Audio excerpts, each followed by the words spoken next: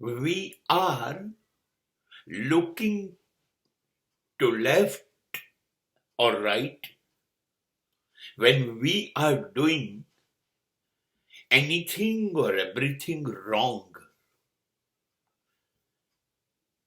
But we never look to the sky. જ્યારે જ્યારે ખોટું કરીએ ને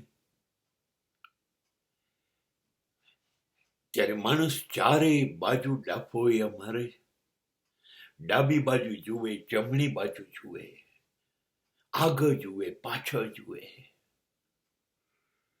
ખોટું કરવું છે ને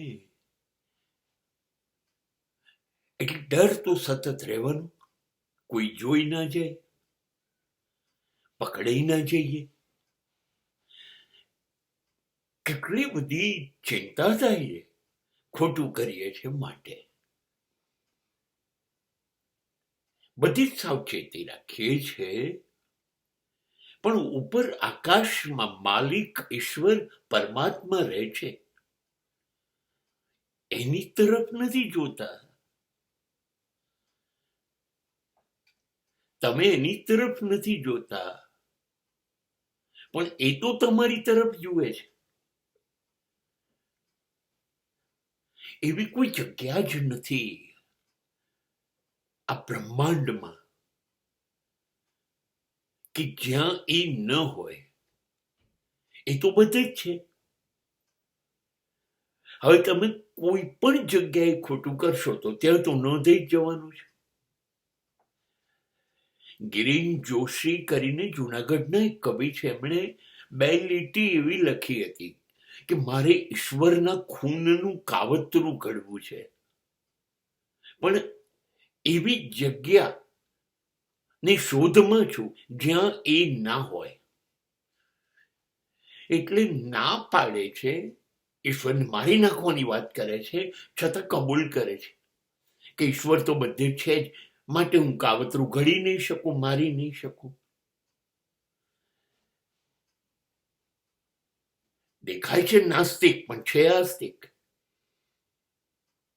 આપણે બધું જ ખોટું કરીએ છીએ.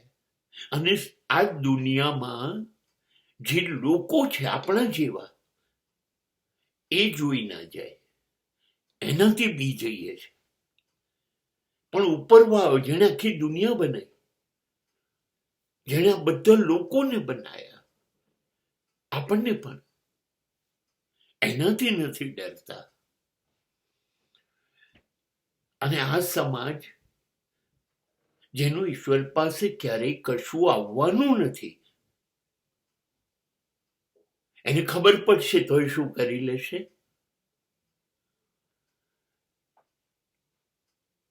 તો એનાથી ડરવાનું, અને ઈશ્વરથી નહીં ડરવાનું. આપણી તો 2 આંખો છે, એની હજારો આંખો છે, તો જ કરોડો અને અબજો જીવોને એ જોઈ શકતો હશે. પણ કહે છે ને કે જ્યારે ખોટું કરવા જઈએ ને ત્યારે આપણી બુદ્ધિ ખોટા રસ્તા ઉપર જ જતી રહે, એટલે સત્યનો માર્ગ દેખાય જ નહીં. બસ. પણ જો માણસ ડાબે જમણે જોવાના બદલે ખાલી ઉપર સત્યના માર્ગ તરફ જોઈ લે ને તો ખોટું કરી જ ના શકે.